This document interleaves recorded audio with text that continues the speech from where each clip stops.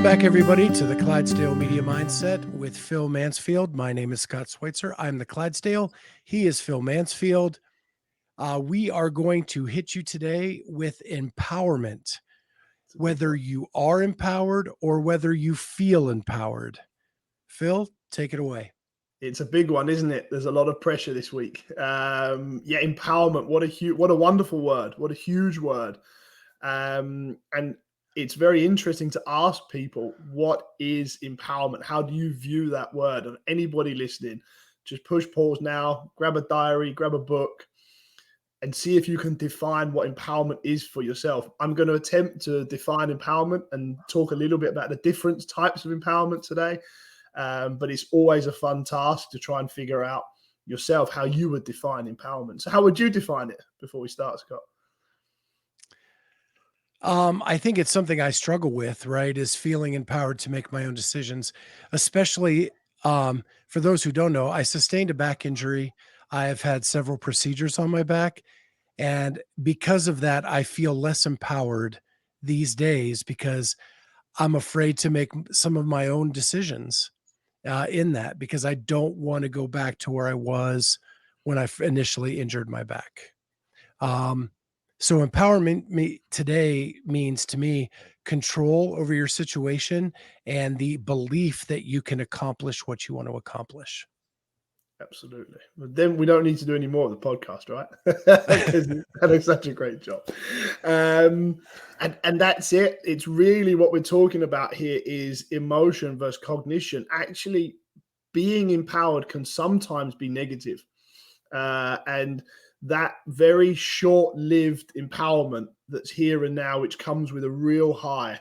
I think we can all recognize that for our exercise adherence, for example, that I felt really empowered. And the first week I was empowered, and then something happened and the bubble burst and the balloon, all the air went out of the balloon, and actually I lost it completely. And for me, that's what I call being empowered. And that's usually from an external source. That's usually something I watch a TV show and I get suddenly, or, the week after the CrossFit Games, everybody's empowered to go to CrossFit. And then January is the classic, right? Christmas is over, time to lose some weight. These are examples of, I would say, being empowered. And they often come with a real negative, boom, punch in the face, sort of 6-8 weeks after. And I think there's a real difference between being empowered here and now and feeling empowered, like actually the sort of the deep cognitive feeling empowered rather than the emotional side of empowerment. And it's actually quite a simple process. It's actually a really simple process. And you really have to answer 3 questions. And they're 3 really simple questions. There's 3 simple yes-no questions. And like anything, there's that simply complex side of things. There's simple questions with complex meanings and understandings. But if you can answer yes to 3 questions, you do feel empowered. And the first question is can I do it? And it sounds stupid, but the question of, can I do it? Is this something that I can do? Now, you can say, yeah, I can do it. And I can say to you, yeah, you can do it. And that's the short term being empowered again. But the feeling empowered, can I do it, requires evidence. It requires journaling and it requires evidence. So not just can I do it, but question 2 is, will the process work? So for many of the CrossFit athletes sitting here, they're thinking, can I do it? Yeah, I think I can do it. Maybe.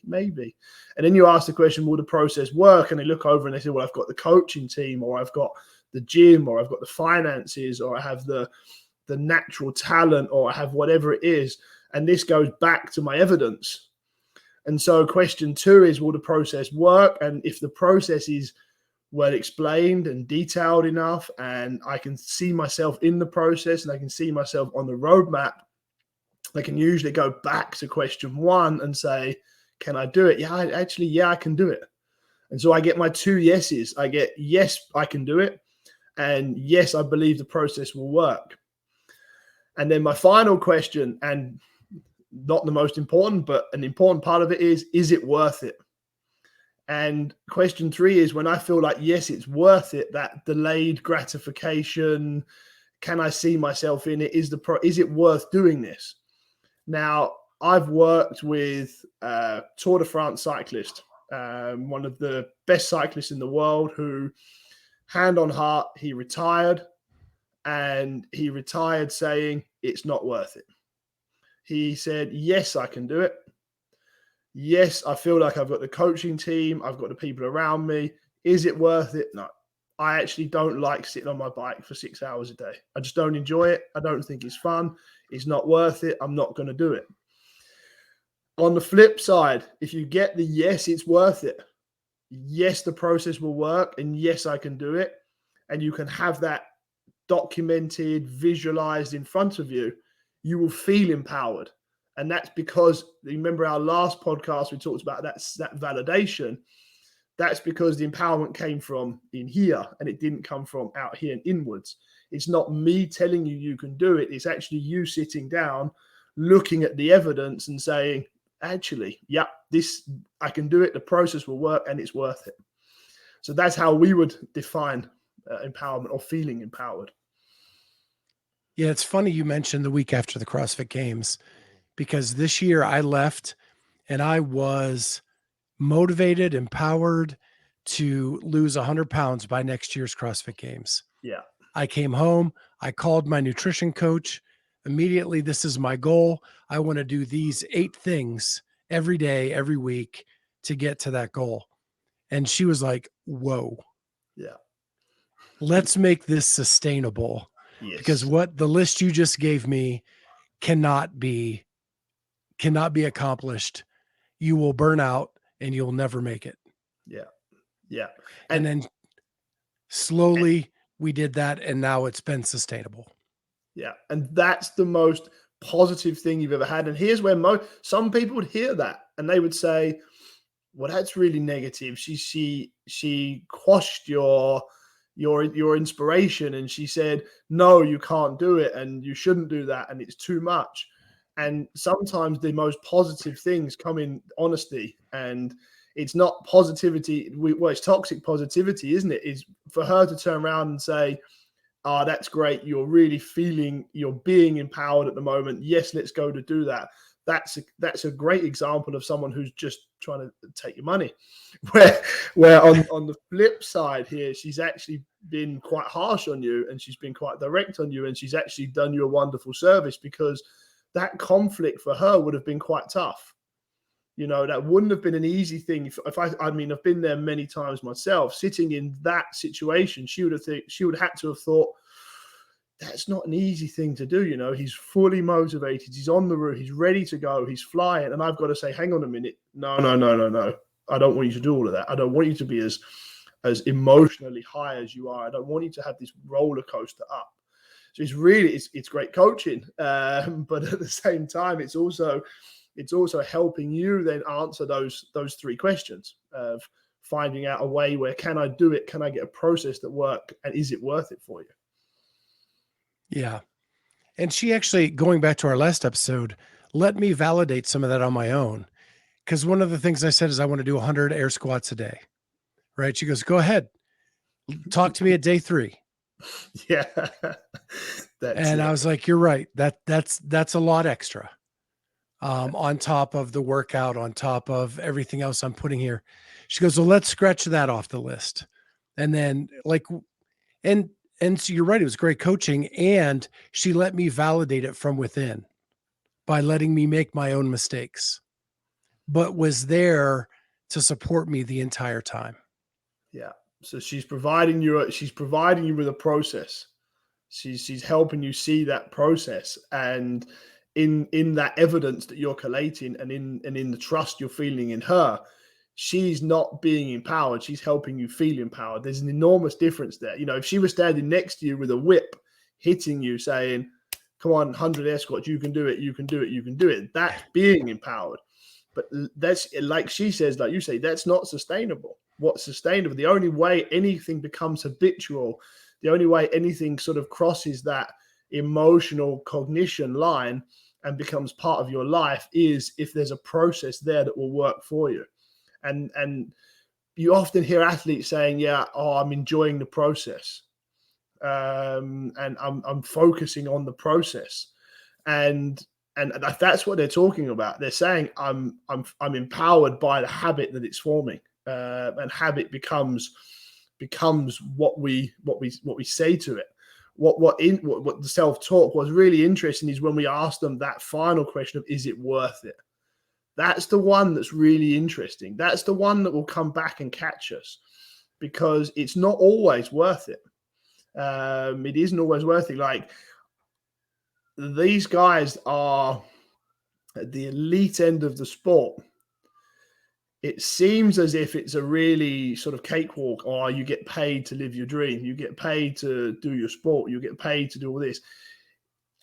The most insecure, and I mean this with love from my heart, the most insecure people I've ever worked with are the top people in their sport.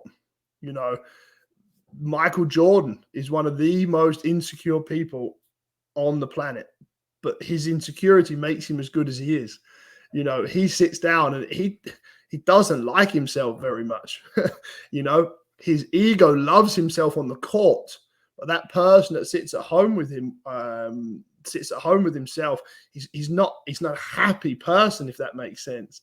And that, is it worth it, is a huge decision for these guys. And I think what's really interesting is actually what holds them back from winning is it worth it? But what makes them great people, great fathers, great parents, great friends, is that they actually reach a point where they said, actually, it's not worth going further than that. And we'll look at that as elite coaches and say, actually, the thing holding them back is that they don't want to push to that point. They don't want to cross that boundary. And that's what makes them a normal person. So that final question of empowerment, is it worth it, is really interesting to observe in athletes. And that's how we'll be able to judge athletes in terms of, are they going to make it or are they not going to make it? Yeah, it's funny you bring this up, because 2 hours ago I interviewed Noah Olson.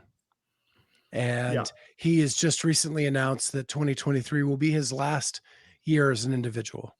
Yeah. And he talked about that like, is the reason he came to that is to go 100% in on a season is a lot.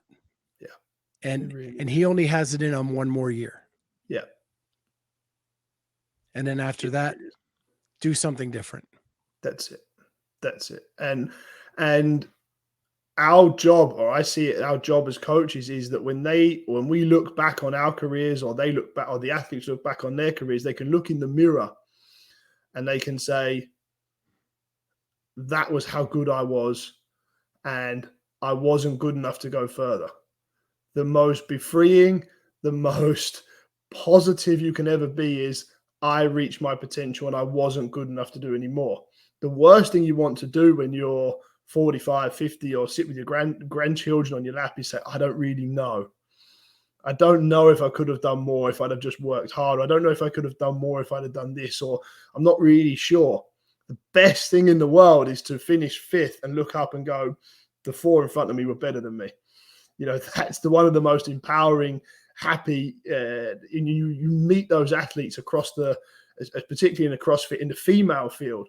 We have some wonderful examples of that, who have that sort of, is it worth it process. They look around and they go, I'm actually really proud of where I got to. That was my potential. I reached my potential. And when you do that, that's the empowerment side of it is. Well, I think that's a great segment into maybe our next show, which is, how do you set those expectations properly? Yes. Expectations. But with this, we will wrap up empowerment. So one last word on empowerment, Phil. It's hard. I've got a long one. Is habitual feeling empowerment is very, very good. And ask yourself the 3 questions always before going into a project. The empowerment side, can I do it? Will the process work? Is it worth it? And allow yourself to meet wonderful people in that journey, but where you can, avoid the searching for being empowered and that external need for empowerment, because that often comes with a dip. And I'm going to finish it up with, I wish the people that I worked for asked that third question before they assigned out work. Is it worth it? Yeah. Or are we just doing this to do it? Yeah. Because I don't think enough people ask that third question. Agreed. With that, I hope you like what you heard. If you do, make sure you hit the like button, subscribe to the channel, and hit that notifier so you're the first to know when new episodes come out.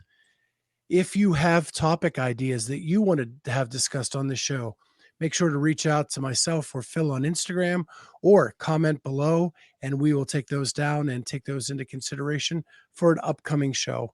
With that, we will see you next time on the Clydesdale Media Mindset. Take it easy.